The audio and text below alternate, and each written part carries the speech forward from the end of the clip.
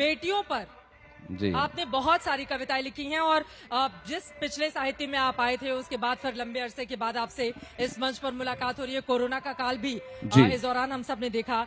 तो आज क्या नया लेकर आए हैं जो सुनाना चाहेंगे? और बेटियों पर जो कविता आपके सबसे दिल के करीब है, वो कविता चाहूंगी मैं वो शायद जरूर सुना सुनाएं चुका आप। हूँ, लेकिन आप चाहते हैं वो कविता सुना? वो बिल्कुल ऑडियंस नहीं है, नए नए देखिए युवा पीढ़ी यहाँ पर बैठी हुई, बहुत सारी बच्चियां महिलाएं भी बैठी हुई हैं।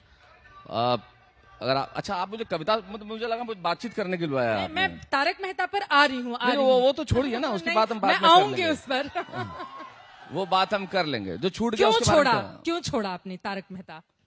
अब ये पैसे कम मिल गए थे, देखिए, लिखा हुआ है, बहुत सारे आर्टिकल मैंने पढ़े, लिखा हुआ था पैसे कम मिल गए थे। अगर आर्टिकल का ही भरोसा कर लिया जाता चित्रा जी इस देश में, और खबरों का ही भरोसा कर लिया जाता, हाँ, तो हमारी तो खबरों की भाषा एकदम से कैसे बदलती है। सुबह मान लो क्रिकेट मैच में हम हिंदुस्तानी जीत गए, हाँ, आज हिंदुस्तानी शेरों ने कर दिया कमाल, और दूसरे दिन हार गए तो आप ही कहेंगी पस्त हो गए हिंदुस्तानी बाशिंदे, बुरी तरह हारे।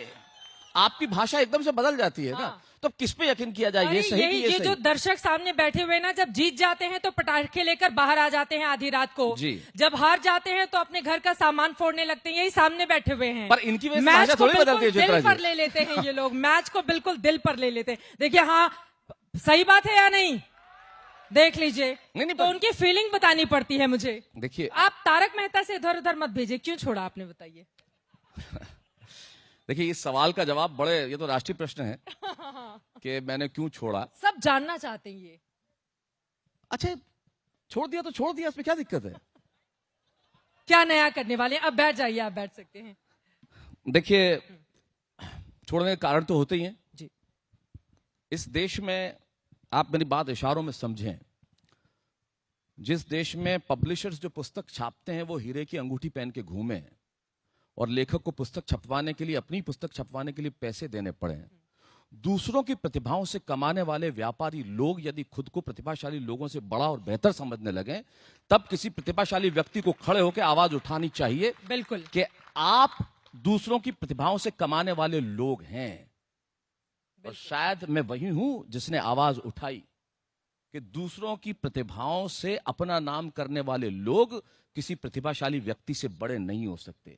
दुनिया का कोई पब्लिशर किसी लेखक से बड़ा नहीं हो सकता। बिल्कुल, बिल्कुल। दुनिया का कोई प्रोड्यूसर किसी अभिनेता से बड़ा नहीं हो सकता। दुनिया का कोई निर्माता किसी निर्देशक या किसी अभिनेता अभिनेत्री से बड़ा नहीं हो सकता। वो व्यापारी है, और ये फर्क हमें समझना चाहिए। और मैं कवि हूं, मैं अभिनेता हूं।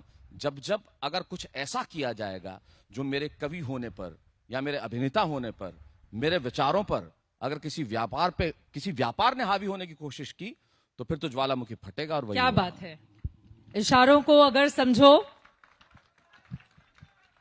राज को राज रहने दो था, लेकिन अभी इन्होंने खोल दिया है। नहीं खोला तो अभी भी नहीं है। खोला अभी भी अभी नहीं तो है। बहुत कुछ बाकी है।